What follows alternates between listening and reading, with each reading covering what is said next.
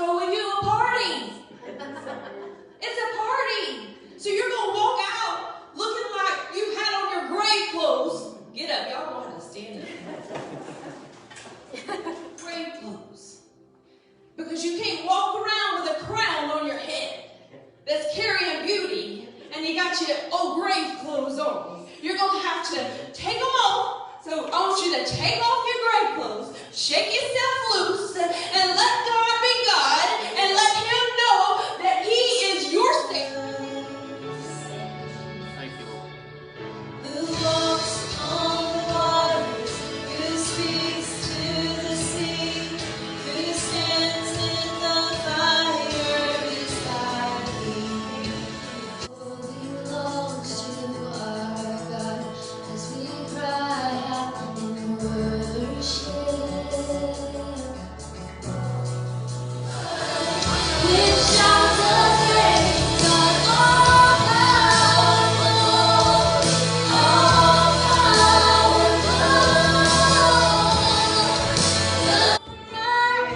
oh, thank you, Jesus.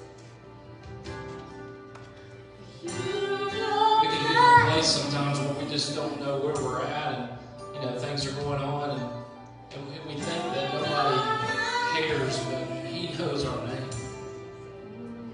He knows our name, and that's something just to be very thankful for this morning. Lord, I just thank you that you know my name, Lord. Yes, Lord, we praise you. Lord, there was a party and there was dancing, and you remember David danced before the Lord, and that last event where David danced before the Lord, that's where we're going to get to today. We're going to talk about that. We're going to spend a few moments in digging into that this morning. And I want to ask you this morning, are you ready to dance before the Lord? Amen. Are y'all ready to dance before the Lord? Over the past few years, Jada and Jenna, Jenna did it for 1 year. Jada's continuing to do it, but they danced at a dance team called VOW, V-O-W, Vessels of Worship. She's wearing the jacket today. And it's a dance studio that's led by Lisa Dia up in Temple. And the purpose of their dance studio is to worship, is to minister, is to get Jesus' name out there. And it's about ministry over winning trophies. It's not about trophies and competitions and all that stuff. And they would minister through the method of dancing. The first time, too, that Jerusalem became established as part of the capital of Israel. All right. Now, of course, when the Philistines heard about this victory, they didn't like it. The Philistines didn't like it, and they conspired to surround David and basically to capture him. And let's apply that to ourselves for a minute. When we experience the victory as well, we have to understand that the enemy is going to come back at us to try to get us into bondage. You understand that? When we experience a victory, the enemy's not just going to sit back. He's going to come in and try to get us back into that state of bondage. And we can never let the joy of victory kind of drop our guard and prevent us from putting on our armor. We have to always put on our armor. It's a daily event. It's something we have to do. We have to understand the devil will not stop just because we succeeded. Long time, right? And it was placed there after the Philistines returned it. They stole it, they returned it back, and they brought it back, and it was in there. And David knew it was time to bring back that ark to the capital city of Israel. He knew it was time to bring it back. And what David was doing was a good thing. It was good to bring the ark back. But unfortunately, he didn't do it the right way. Right? He didn't do it the right way, and it has to be God's way. And we got to apply that to me and you, that we can never take for granted His presence. We can never take for granted His presence because His presence is so sweet and special. And we got to strive every day. Every church service needs to be about striving towards getting His presence and asking for His presence. It has to be about that every single time. Everything has to be about Him. It has to be about Him. We cannot get and take it for granted.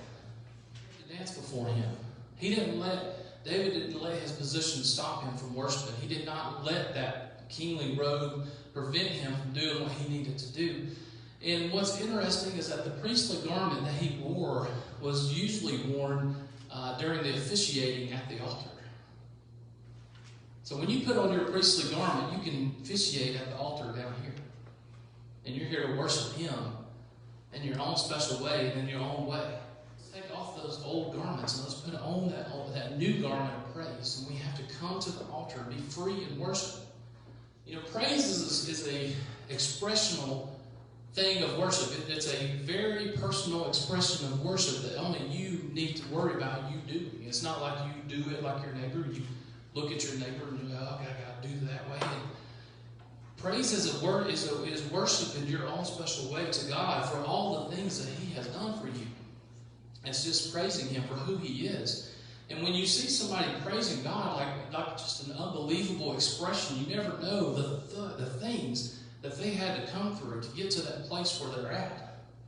Think about David and all that stuff that he had to go through, and he finally got to the place and he was there ready to worship. He was there ready to worship. Remember, we're going to have those that look down on our praise. We're going to have Michaels in our life too. We're going to have Michaels in our life that look down on our worship that doesn't understand, why is this person acting a fool? Why are they doing what they're doing? They don't understand what they're doing. They're going to be looking through a window, so they're not even there. She should have been down there with her husband. She should have been down there participating in worship. And so it's easy when you don't participate in worship. It's very easy for you to criticize those that do.